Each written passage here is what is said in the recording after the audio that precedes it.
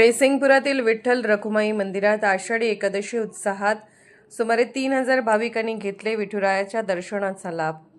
जयसिंगपूर येथील मध्यवस्तीत असलेल्या विठ्ठल रखुमाई मंदिरात सौ छगणीबाई देवकरण बलदवा ट्रस्टतर्फे आषाढी एकादशीचा उत्सव भक्तिमय वातावरणात मोठ्या उत्साहात साजरा करण्यात आला।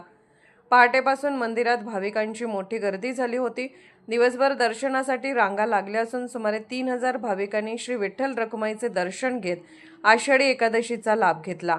उत्सवानिमित्त मंदिरात आकर्षक सजावट करण्यात आली होती। पहाटे काकड आरती, अभिषेक, पूजाविधी, हरिनामाचा गजर आणि भजन कीर्तन अशा विविध धार्मिक कार्यक्रमांनी परिसर भक्तिरसात न्हाऊन निघाला।